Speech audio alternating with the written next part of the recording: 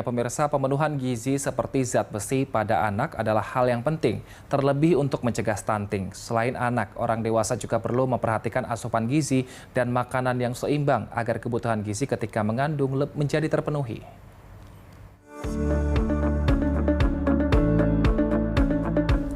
Dalam rangka mewujudkan Indonesia Emas 2045, pemenuhan gizi seperti zat besi pada anak adalah hal yang penting.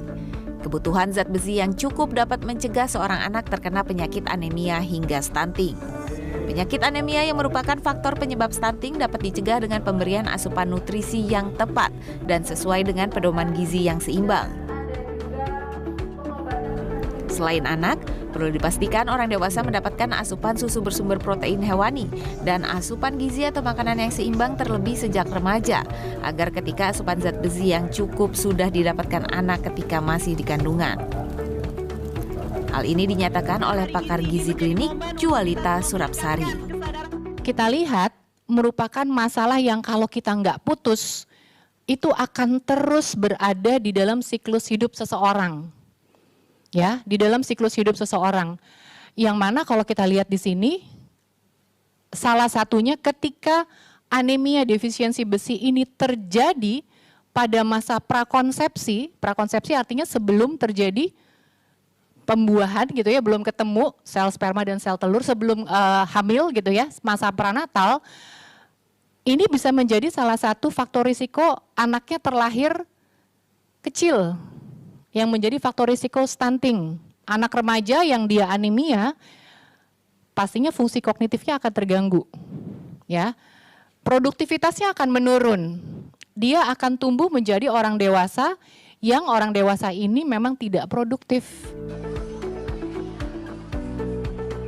Peran zat besi dalam pertumbuhan fisik dan kognitif pada anak yakni dapat membantu mengangkut oksigen ke seluruh tubuh agar sel-sel tubuh dapat berfungsi secara optimal sehingga anak dapat bereksplorasi dan siap belajar.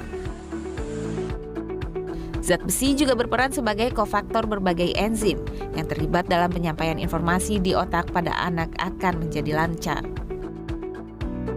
Agnes Valentina, Jakarta. Penyakit anemia yang merupakan faktor penyebab stunting dapat dicegah dengan pemberian asupan nutrisi yang tepat dan sesuai dengan pedoman gizi yang seimbang. Lantas seperti apa gizi seimbang yang harus dipenuhi orang tua dan juga anak? Kita akan tanyakan langsung kepada Dr. Ade Erni selaku spesialis gizi. Selamat siang Dr. Erni. Ini selama ini kan sebagian masyarakat mungkin beranggapan bahwa stunting itu miriplah dengan gizi buruk. Nah sebenarnya ini sama atau berbeda dok? Dan mungkin kalau berbeda apa yang membedakannya? Baik, terima kasih pertanyaannya. Bismillahirrahmanirrahim. Assalamualaikum warahmatullahi wabarakatuh. Jadi kalau kita lihat stunting sama gizi buruk itu berawal dari komponen antropometri, ya, standar antropometri yang ukuran berat badan dan tinggi badan pada seorang anak. Dan itu sudah diatur ya di dalam keputusan Menteri Kesehatan, ya, keputusan Menteri Kesehatan nomor 10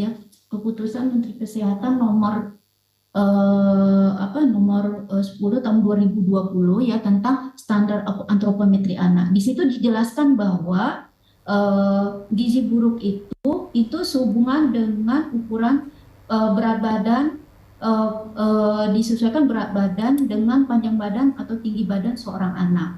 Jadi kalau misalnya berat badan perpanjang badan atau tinggi badan seorang anak itu berada di level standar antropometrinya itu ya, di ukuran grafiknya itu adalah kurang dari -3 SD ya, -3 standar deviasi, itu dikatakan gizi buruk. Nah, kalau kurang dari -2 SD itu dikatakan gizi kurang. Nah, si stunting itu hubungannya dengan tinggi badan seorang anak, tinggi badan atau panjang badan. Jadi kalau tinggi badan dia anaknya bisa berdiri, kalau panjang badan anaknya diukur dalam kondisi tidur.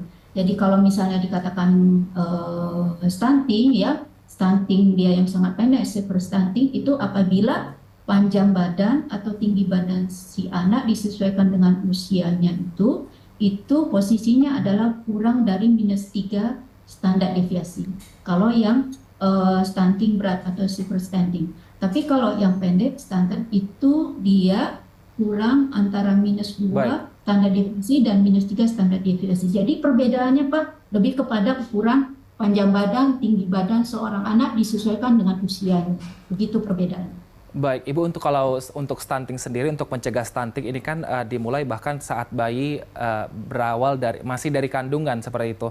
Nah, kalau untuk gizi sang ibu sendiri sebenarnya untuk pemenuhannya apakah sama seperti orang-orang lain atau mungkin ada yang perlu ditingkatkan, mungkin konsumsi zat besinya lebih tinggi dibanding yang lain atau seperti apa komposisi yang pas? Baik, terima kasih.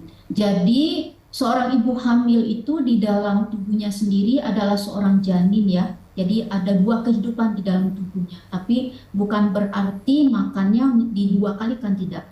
Jadi setiap trimester, setiap bulan, trimester pertama, kedua, dan ketiga seorang ibu hamil itu mempunyai kebutuhan yang berbeda-beda. Jadi tentu saja kebutuhan nutrisinya itu mencakup adalah, ya kalau kita cerita nutrisi, energinya, kalorinya harus sesuai dengan kebutuhan seorang ibu hamil ya, berapa banyak ya, beda-beda. Kemudian di dalam energinya itu, di dalam kalorinya itu, dia proteinnya harus berapa, karbohidratnya harus berapa, lemaknya harus berapa, vitamin mineralnya harus berapa, airnya bagaimana, seratnya harus bagaimana. Di dalam vitamin mineralnya inilah tertera salah satunya tema hari ini adalah Fe, zat besi. Dan Fe zat besi ini tidak berdiri sendiri, dia juga berhubungan dengan asupan protein ya, baik asupan protein hewani maupun nabati. Jadi tidak semata-mata karena zat besinya saja. Semua faktor makronutrien dan mikronutrien yang diperlukan oleh tubuh seorang ibu akan lebih baik kalau dikonsumsinya itu secara seimbang sesuai dengan kebutuhan seorang ibu hamil. Nah, sekarang kan saat ini untuk stunting sendiri banyak dirasakan di Indonesia bagian timur, khususnya di Nusa Tenggara Timur seperti itu. Apakah sosialisasi menurut Ibu sudah cukup dilaksanakan di sana untuk informasi mengenai pentingnya gizi, apalagi untuk anak yang masih usia awal-awal di 3 tahun pertama, Ibu? Baik,